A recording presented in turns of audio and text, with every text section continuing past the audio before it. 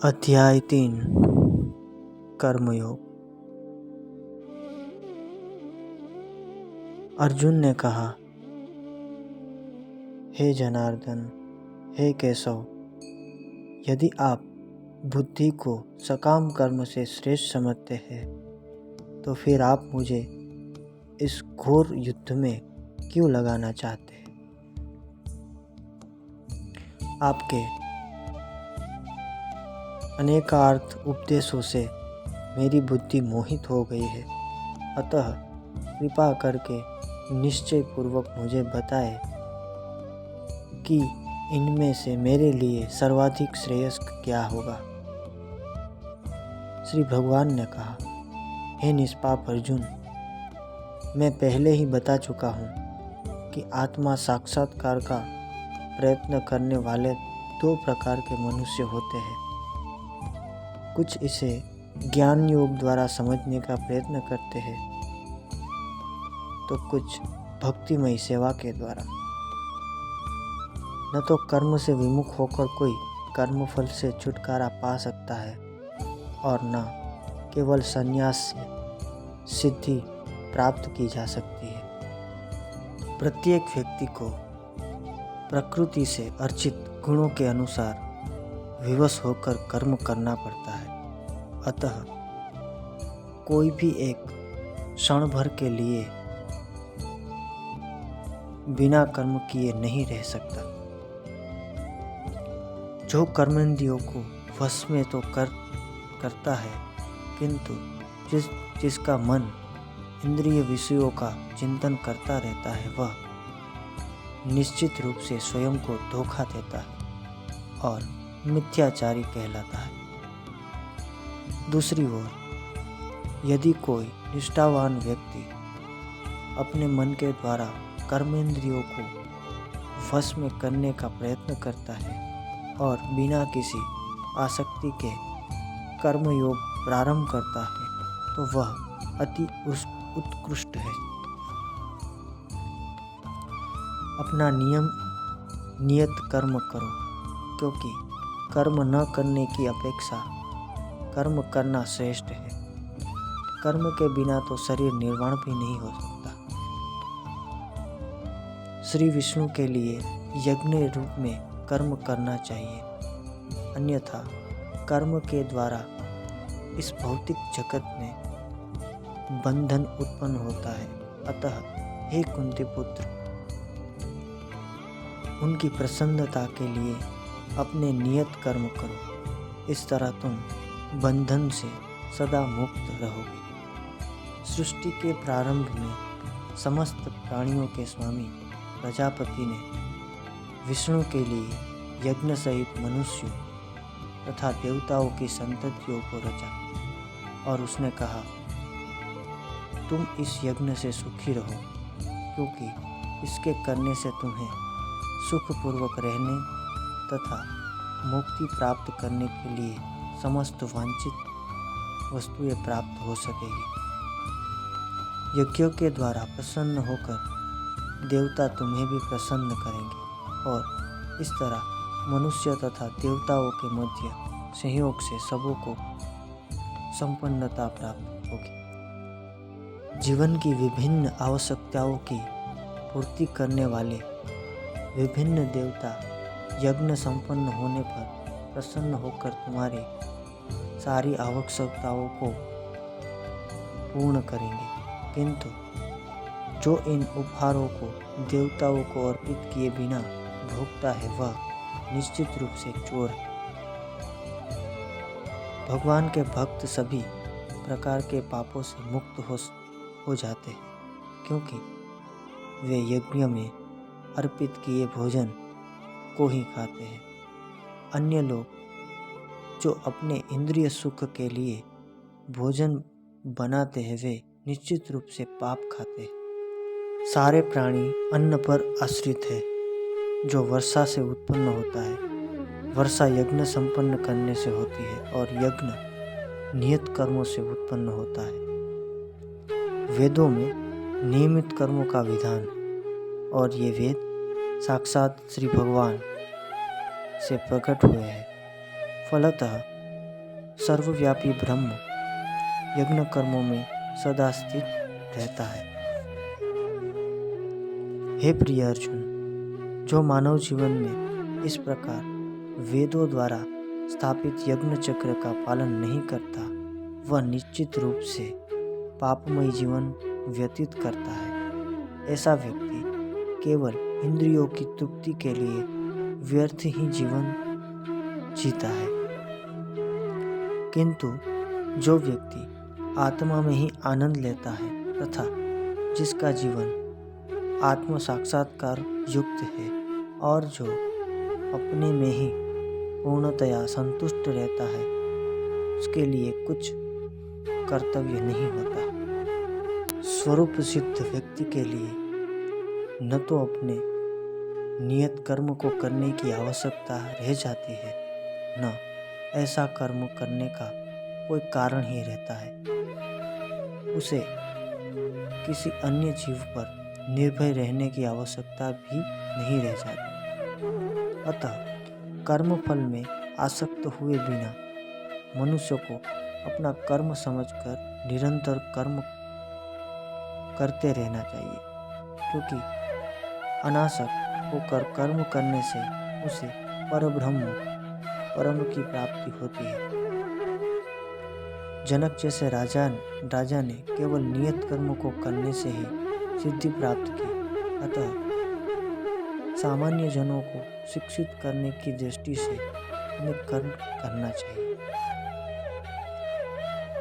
महापुरुष जो आचरण करता है, सामान्य व्यक्ति उसी का अनुकरण करते हैं। वह अपने अनुसरणीय कार्यों से जो आदर्श प्रस्तुत करते हैं, संपूर्ण विश्व उनका अनुसरण करता है। हे पृथापुत्र, तीनों लोकों में मेरे लिए कोई भी कर्म नियत नहीं है। न मुझे किसी वस्तु का अभाव है और न आवश्यकता ही है, तो भी मैं नियत कर्म करने में तत्पर रहता हूँ। क्योंकि यदि मैं नियत कर्मों को सावधानी पूर्वक न करूं, तो हे पार्थ, यह निश्चित है कि सारे मनुष्य मेरे पद का ही अनुकरण करेंगे। यदि मैं नियत कर्म न करूं, तो ये सारे लोग नष्ट हो जाए। तब मैं अवांछित जन समुदाय को उत्पन्न करने का कारण हो जाऊंगा और इस तरह संपूर्ण प्राणियों की शांति का विनाशक बनूंगा। जिस प्रकार अज्ञानी जन फल की आसक्ति से कार्य करते हैं, उसी तरह विद्वान जनों को चाहिए कि वे लोगों को उचित पद पर ले जाने के लिए अनासक्त रहकर कार्य करें। विद्वान व्यक्ति को चाहिए कि वह सकाम कर्मों में आसक्त अज्ञानी पुरुष को कर्म करने से रोके नहीं, ताकि उनके मन विचलित न हो, अपितु भक्ति भाव से कर्म करते हुए वह उन्हें सभी प्रकार के कार्यों में लगाए।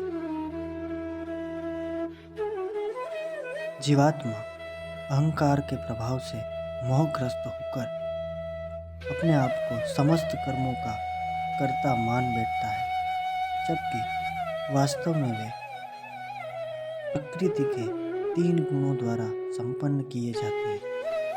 हे महाबाहो, भक्ति भावमय कर्म तथा सकाम कर्म के भेद को भली भांति जानते हुए जो परम सत्य को जानने वाला है, वह कभी भी अपने आप को इंद्रियों में तथा इंद्रिय तृप्ति में नहीं लगाता। माया के गुणों से मोहग्रस्त होने पर अज्ञानी पुरुष पूर्णतया भौतिक कार्यों में संलग्न रहकर उनमें आसक्त हो जाते हैं।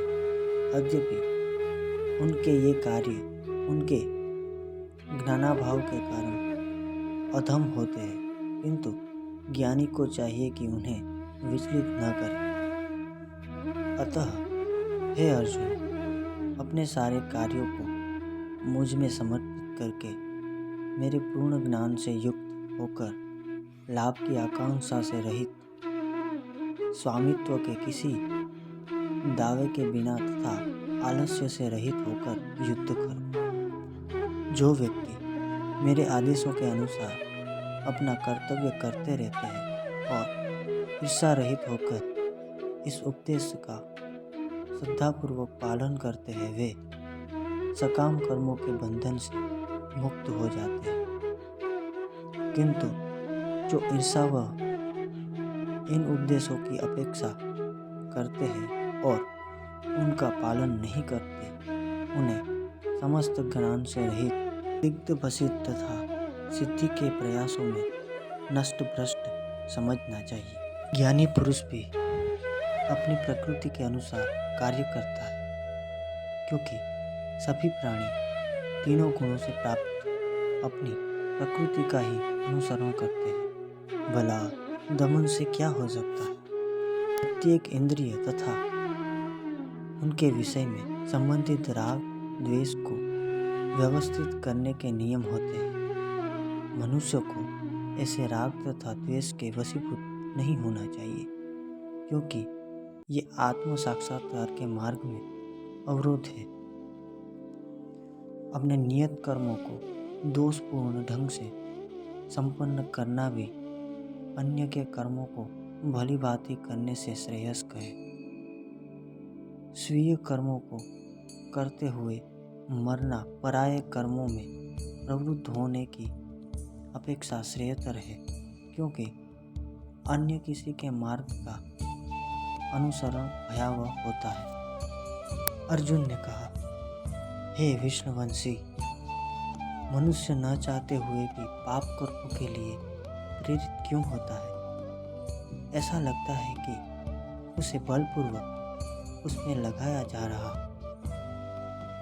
श्री भगवान ने कहा, हे अर्जुन, इसका कारण रजोगुण के संपर्क से उत्पन्न काम है, जो बाद में क्रोध का रूप धारण करता है और जो इस संसार का सर्वभक्षी पापी शत्रु है।